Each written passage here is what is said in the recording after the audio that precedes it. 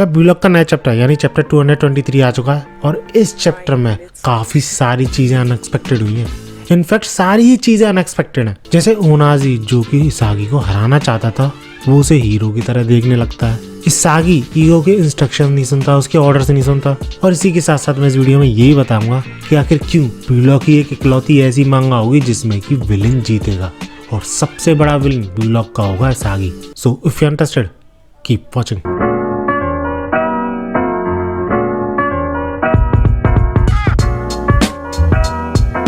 Chapter की starting ठीक वहीं से होती है जहाँ पे कि पिछला चैप्टर एंड हुआ था। इसागी पूरी एक्साइटमेंट के साथ नाइजीरियन टीम के गोल की तरफ बढ़ रहा था और इसागी को इतना ज़्यादा ऑरा फार्म करते हुए ओनाजी जब देखता है तो बंदा यही सोच रहा होता मन ही मन कि क्या वो भी इसागी की तरह बन सकता है। मतलब समझ रहे हो, इसागी इस लेवल पे पहुंच चुका है कि बाकी प्लेयर्स अब उससे इंस्पायर होने लगे हैं। और हो भी क्यों ना, इसागी सिर्फ उनके गोल की तरफ दौड़ थोड़ी रहा था, सारे के सारे प्लेयर्स को तबाह करते हुए नाइजीरियन टीम के गोल की तरफ बढ़ रहा था, इंक्लूडिंग डिफेंडर्स। लेकिन ऑब्वियसली इसागी अकेले ऐसा नहीं कर सकता था, वो दूसरे प्लेयर्स को पास करते हुए नाइजीरियन टीम को तबाह कर रहा था।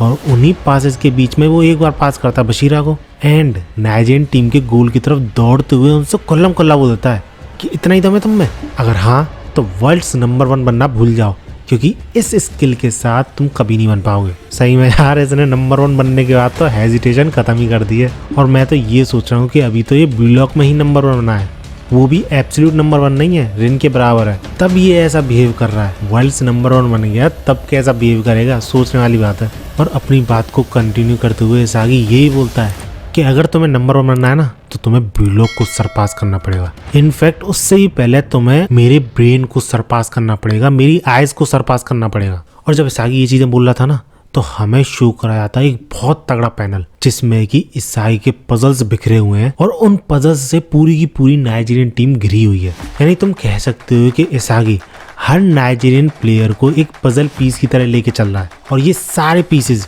इसागी गेम के एंड होते होते सॉल्व कर चुका है। इतने में हमें शो कराया था आएगू जो कि ठीक इसागी के पीछे ही था और वो इसागी से बोलता है कि भैया ठीक है, तू एक्साइटेड है, तुझे मजा आ रहा है गेम में, लेकिन दूसरों को प्रोवोक करने की क्या जरूरत है, चुपचाप गेम को जीत के चलते हैं, 0 पे खत्म करते हैं नाइजीरियन टीम को। जैसे कि ईगो ने ऑर्डर्स दिए हैं 0 पे ही नाइजीरियन टीम को हराना है। लेकिन इसागी आईक्यू की इस बात को कम्प्लीटली इग्नोर कर देता है और इनडायरेक्टली यूं समझ लो वो ये बोलता है कि उसे कोई भी फर्क नहीं पड़ता ईगो के ऑर्डर से, क्योंकि इसागी आईक्यू से ये बोलता है कि दूसरों को प्रोवोक इसलिए कर रहा है जिससे कि ये नाइजीरियन टीम मोटिवेट हो सके, जीतने की कोशिश कर सके, जिसकी वजह से इनकी अवेकनिंग हो और इनकी अवेकनिंग को मैं एज अ डेटा यूज कर सकूं। क्योंकि मैंने पिछली वीडियोस में तुम्हें बताया ही है, इसागी की सबसे बड़ी पावर है उसकी फुटबॉल नॉलेज, उसका एक्सपीरियंस। जितनी ज़्यादा सिचुएशन वो एक्सपीरियंस करेगा फुटबॉल में उतना ही ज़्यादा वो बेहतर बनता जाएगा। और क्योंकि इसागी खुद के लिए ये चीज़ समझ चुका है इसलिए वो जितनी ज़्यादा चीज़ें हो सके उतनी ही अलग अलग तरीके की चीज़ें एक्सपीरियंस करना चाहता है। और उसे ऐसा लगता है कि नाइजीरियन टीम अगर अवेकन होगी तो वो एक नई तरीके की चीज़ एक्सपीरियंस करेगा, नई सिचुएशन एक्सपीरियंस करेगा। और ये चीज़ सुन के आईगो काफ़ी ज़्यादा शॉक्ड हो जाता है, तुम समझ लो डर जाता है इसागी को देख के, क्योंकि उसे बिल्कुल भी एक्सपेक्ट नहीं था इसागी ऐसी चीज़ें बोलेगा। वो एब्सोल्यूट स्कोर के साथ तो जीतना चाहता ही है, लेकिन उसी के साथ साथ वो सामने वाले टीम को अवेकन करना चाहता है सो डैट वो खुद इवॉल्व हो सके, ब्लॉक की टीम को भी इवॉल्व कर सके। एंड इतनी ज़्यादा ग्रीड आईक्यू ने आज तक किसी भी प्लेयर में नहीं देखी है। लेकिन फिर आईक्यू नॉर्मल हो जाता है क्योंकि वो वैसे भी जीतने वाले हैं, 5 मिनट बचे ही हैं गेम के, अगर नाइजीरियन टीम स्कोर कर भी देती है तो वो ऑब्वियसली जीतेंगे ही। लेकिन क्या वो ऐसा कर पाती है या फिर नहीं कर पाती है, ये चीज़ डिपेंड करेगी नाइजीरियन टीम की अवेकनिंग पे और इसागी की एडेप्टेबिलिटी पे। और इसी के साथ इसागी आगे बढ़ जाता है आईक्यू से ये बोलते हुए that back is up to you captain. और आईक्यू ये सुन के इसी सोच में कि क्या इसागी तुम मुझे भी टेस्ट करना चाह रहे हो। लेकिन खैर वो गॉट इट बोलता है और हमें नाइजीरियन टीम का पर्सपेक्टिव दिखाया जाता है जिनकी लिटरली फट रही थी इसागी को इतने एग्रेसिवली आगे बढ़ता हुआ देख के। और इसी दौरान इसागी पास करता है बशीरा को, जो कि काफ़ी अच्छी खासी ड्रिबल करने के साथ साथ अगेन बॉल पास करने की कोशिश करता है रियो को।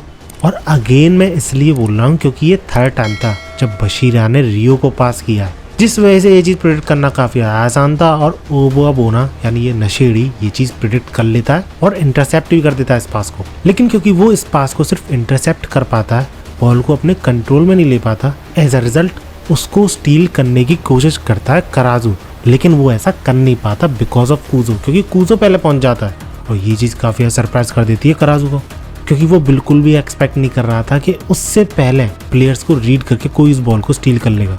और इसी वजह से ओनाजी भी काफ़ी इम्प्रेस हो जाता है कूजो से, जिस पे कूजो अपने मन ही मन में सोचने लग जाता है कि कैसे ओनाजी के इस टीम को ज्वाइन करने की वजह से उनको वर्ल्ड कप जीतने का जो सपना है रियल लगने लगा था। इनफैक्ट कूजो को लगता था कि वो आसानी से मजे करते हुए, यानी मजे से फुटबॉल खेलते हुए वर्ल्ड कप जीत जाएंगे बिकॉज ऑफ ओनाजी। और इतने में हम फ्लैशबैक में चले जाते हैं, और उस फ्लैशबैक में कूजो अपनी ही कमियों को एक्सप्लेन कर रहा था, यानी नाइजीरियन टीम की कमी को, जिसका कि ब्लूलॉक इस पॉइंट ऑफ टाइम पे फायदा उठा रही है कि सिर्फ ओनाजी ही है जो कि स्कोर कर सकता है गोल उनकी तरफ से, एज एस स्ट्राइकर की तरह खेल सकता है।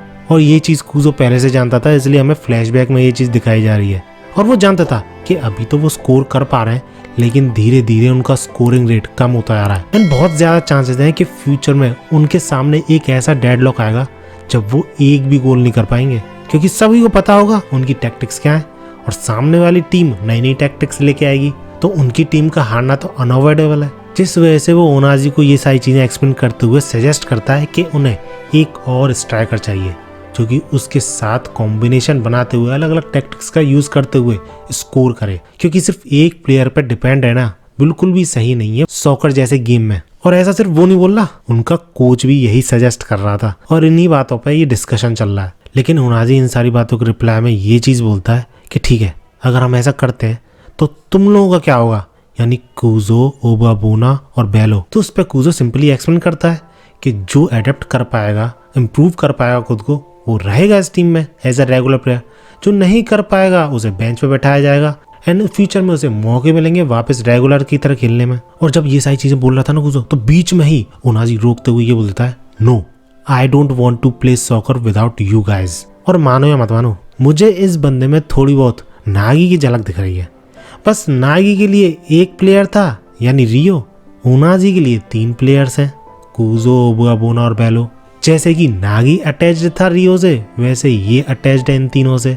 खैर, ओनाजी एक्सप्लेन करने लग जाता है दैट अगर वो लोग नहीं होते तो वो कभी फुटबॉल खेलता ही नहीं, उसे कभी इतना मज़ा आता ही नहीं, जिस वजह से उन लोगों के बिना वो फुटबॉल कभी नहीं खेलेगा, क्योंकि वो तीनों सिर्फ उसके लिए प्लेयर्स नहीं है एक टीम में, उसके लिए फैमिली है जिनके साथ वो वर्ल्ड कप जीतना चाहता है, जिस वजह से वो अपना स्टाइल कभी चेंज नहीं करेंगे और नए प्लेयर्स की उन्हें जरूरत ही नहीं है। और क्योंकि भाई ओनाजी मेन प्लेयर था इस पूरी की पूरी टीम का, तो उसके अगेंस्ट में जाने का मतलब था पूरी की पूरी टीम को डुबाना, जिस वजह से शायद कोच ने भी उसकी बात मान ली होगी, ऐसा ही हुआ होगा ऑब्वियसली। अब ये चीजें सुन के कूजो काफी खुश तो होता है, सेंटी भी हो जाता है थोड़ा बहुत, लेकिन उसे पता था कि ऐसा माइंडसेट कभी भी हमारी टीम को नंबर 1 बना ही नहीं सकता, और जो भी पॉसिबिलिटीज हैं उनकी जीतने की, उनमें से ज्यादा पॉसिबिलिटीज को ऐसा माइंडसेट खत्म कर देगा। और यही चीज वो फिर से समझाने की कोशिश करता है ओनाजी को, चिंता व्यक्त करते हुए।